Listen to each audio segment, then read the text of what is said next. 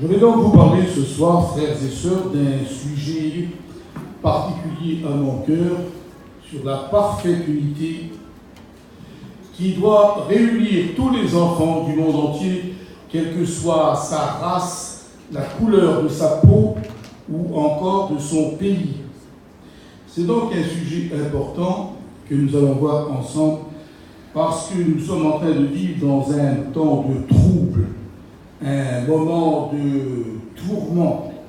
Et l'unité chrétienne fera que l'Église de Jésus-Christ aura la force de traverser toutes les vicissitudes qu'elle pourra rencontrer dans ce monde de corruption. Nous avons peut-être ce texte qui va nous illustrer d'une manière exceptionnelle ce qui s'est passé en faisant un saut dans l'histoire de plusieurs milliers d'années. Israël est en train de faire ce qu'on appelle une lutte fratricide et ils se massacrent entre eux propres frères. Et le texte sacré s'y dit Israël se réunit tous comme un seul homme. Et étant donné qu'ils étaient un et non plus divisés, ils allaient avoir la victoire. Et je pense, frères, sœurs et amis, que plus que jamais aujourd'hui, le peuple de Dieu a besoin d'être uni afin de pouvoir résister à tous les tourments qu'il y a. Alors c'est de difficulté, bien entendu. Sur l'unité doctrinale, aucun problème. Pour certaines églises, ça paraît difficile, parce que chacun veut imposer ses idées. Et voyez-vous, dans le texte original du Nouveau Testament, qui a été écrit, bien entendu, en grec, il y a de cela 2000 ans, quand on parle d'unité, les apôtres avaient derrière la tête une idée, c'était de réparer ce qui a été cassé, telle une fracture d'un os qui se casse et qui doit se ressouder, ou encore la réparation des filets de pêche que les apôtres faisaient. C'est le même mot. On trouve également un vêtement qui est déchiré et il faut donc le réparer. Vous voyez, l'idée est celle-ci. Ce qui veut dire que ce soir, nous allons faire une découverte ensemble parce que la Bible nous présente 7 vérités. 7 vérités qui peut représenter une vérité pour chaque jour de la semaine. Et Jésus avait dit à ses contemporains, vous connaîtrez la vérité et la vérité, elle vous affranchira. Vous remarquez qu'il est question ici de 2 vérités. Vous connaîtrez la vérité, la Bible, ta parole, disait-il, est la vérité. Et la vérité que moi je suis, je vous affranchirai. C'est donc très important ce que nous sommes en train de voir ce soir. Et puis peut-être, pour mieux nous aider à comprendre, nous allons fixer notre attention sur ce petit chandelier qui est ici, qui est le symbole même du peuple d'Israël. Et vous remarquerez qu'il y a là 7 branches. Et vous remarquerez que l'auteur de toutes ces branches, elles ont toutes la même hauteur. Un jour, c'était l'été, nous étions arrivés un peu tard dans la mission et comme il n'y avait plus presque de place, je dis nous serions tellement pris d'un champ de blé que quand on ouvrait la porte, on était dans le blé. Et puis je disais, en me levant le matin sur ma femme, je disais, regarde le champ de blé, tu remarques quelque chose? Alors regardez, elle n'avait pas fait attention. J'ai remarqué, parmi tous ces milliers et ces milliers de tiges, elles sont presque toutes à la même hauteur. Et nous savons que le blé dans l'Écriture sainte, c'est l'image de Jésus-Christ. Ça veut dire que dans l'Église de Jésus-Christ, il n'y a pas de plus grand. On doit tous être à la même hauteur. Le plus grand, c'est lui qui est là. C'est notre Maître, c'est notre Seigneur, c'est notre Sauveur à la droite de son Saint-Nom. Et puis voyez-vous, dans l'original, pas aujourd'hui, parce que là, on a mis des bougies, mais dans l'original, les bougies n'existaient pas. C'était des petites cuves qu'il y avait, comme vous voyez là, et le souverain sacrificateur les remplissait d'huile d'olive pure, et ensuite il mettait des mèches dedans pour éclairer le sanctuaire. Et puis il est arrivé que parfois, une des mèches ne brûlait plus très bien. Alors, le souverain sacrificateur, à l'aide d'un ciseau d'or, coupait l'extrémité de cette mèche, et quelques instants après, elle rebrillait de tous ses feux, ce qui veut dire qu'elle avait besoin d'un petit exercice, c'est-à-dire, on va comparer ça, si vous voulez, frères et sœurs, à la sanctification. Alors on sait que parfois, quand le serviteur de Dieu, qui est rempli du Saint-Esprit, donne des conseils aux chrétiens, c'est pas toujours facile quand on leur dit ce qu'il faut faire et surtout ce qu'il ne faut pas faire. Et quand ils sont en présence de l'Écriture et qu'ils sont en train de pratiquer certaines choses, ça fait mal de s'en séparer. Mais ce coup de ciseau apporte la vie. On a donc là une image sublime de ce que peut être la sanctification dans les cœurs des chrétiens. Alors, on va découvrir maintenant ensemble ces 7 grandes vérités qui vont préserver l'Église, non seulement aujourd'hui, mais elle a préservé l'Église à travers tous les siècles. Et tant que nous, chrétiens, vie et lumière, nous respecterons ces saintes doctrines que nous allons faire maintenant par la grâce de Dieu, eh bien vous verrez que la bénédiction sera dans nos vies. Alors, ce que je vais faire, pour illustrer ça, nous allons allumer la première des bougies.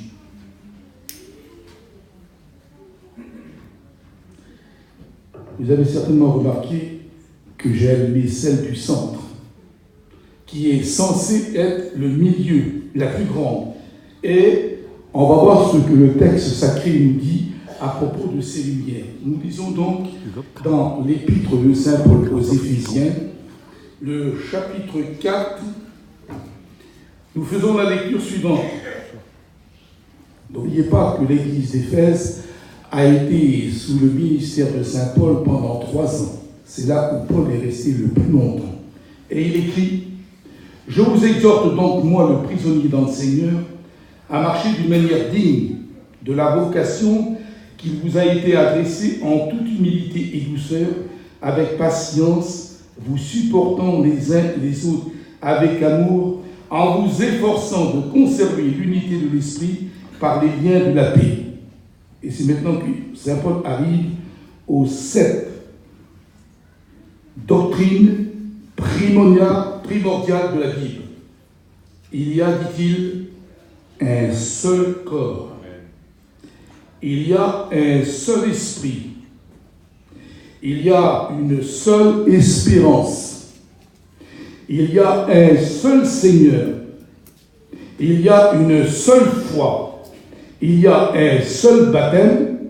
Et il y a un seul Dieu et Père de tous, qui est au-dessus de tous, parmi tous et en tous. Amen.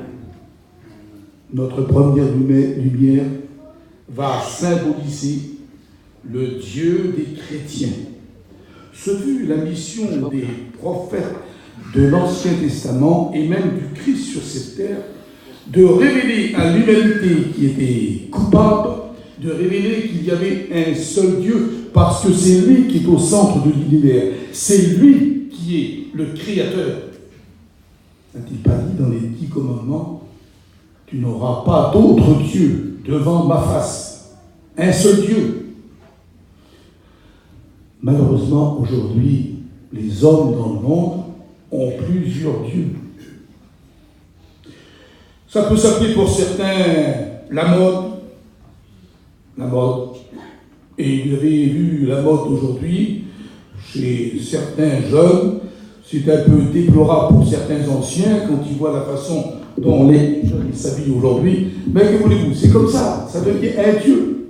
Et quand on leur fait des remarques, mais tu comprends, frère, on n'est plus en 1900, c'est la mode. Qu'est-ce qu'il y a encore? Le football.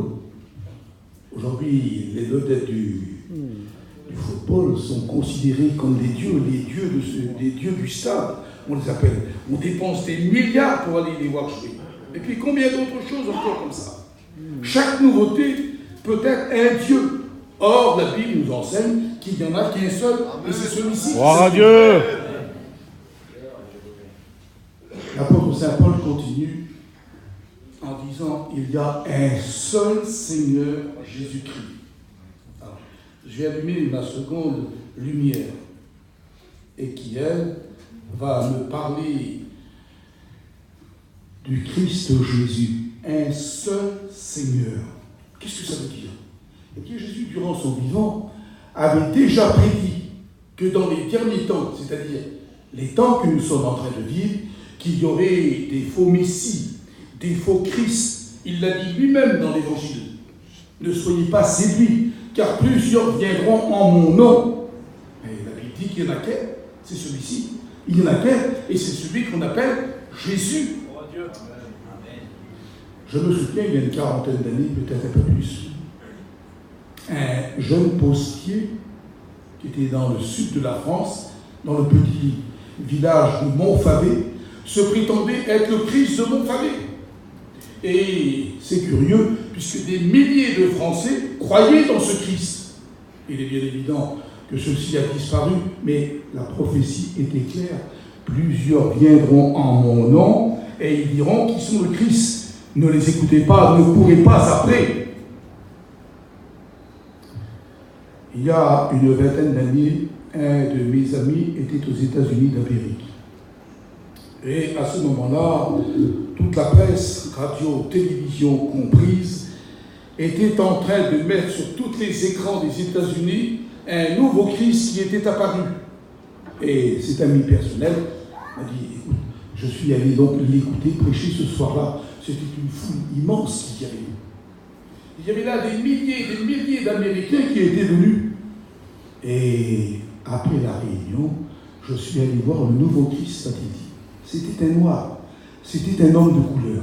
Alors, je lui ai dit, monsieur, vous prétendez être le Christ? Oui, mon enfant, je suis le Christ. Mais dans la Bible, le Christ n'est pas un homme de couleur.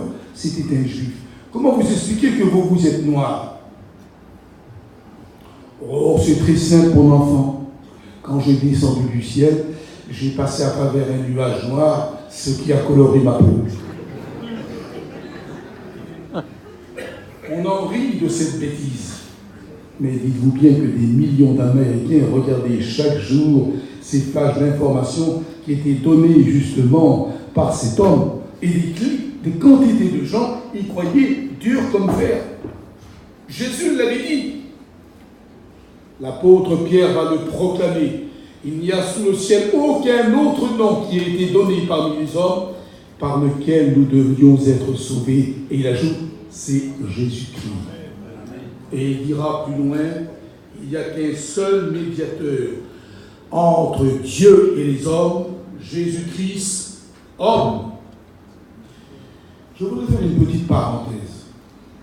Ça existe peut-être pas chez vous, certainement pas chez vous, mais en région parisienne, on a des sortes de gens qui sont un peu comme ça. Vous savez, à Paris, il y a des centaines d'églises de toutes dénominations. Et puis, il y a des hommes qui recherchent, bien entendu, les honneurs. Et puis, devant leur petit succès apparent qu'ils ont, certains perdent un peu la tête, ou avoir le bon sens. Et c'est à ce moment-là qu'il faut être intègre. Quand on a un certain succès, ne pas faire comme ces hommes que nous avons vus, qui se laissent éblouir par leur réussite qui est bien sûr passagère. Cet après-midi, nous nous sommes entretenus avec les serviteurs de Dieu et quelques chrétiens dans cette église. Et notre frère Maï nous a fait allusion à l'un des plus grands prophètes de l'Ancien Testament, le prophète Élie. Élie, durant son vivant, a eu une réussite spirituelle exceptionnelle. Regardez, à 3 reprises, il a fait tomber le feu du ciel. C'était pas rien. Le feu du ciel est tombé à 3 reprises. Ensuite, pendant 3 ans et demi, il a fait fermer le ciel. Et il a dit, pendant toutes ces années, il ne tombera pas une seule goutte d'eau, sinon à ma parole. Et pendant 42 mois, il n'est pas tombé une seule goutte d'eau, parce que Dieu était en train d'honorer la parole de son serviteur. Élie a même ressuscité un mort. Ensuite, avec son manteau qu'il a quitté, il a frappé les eaux du fleuve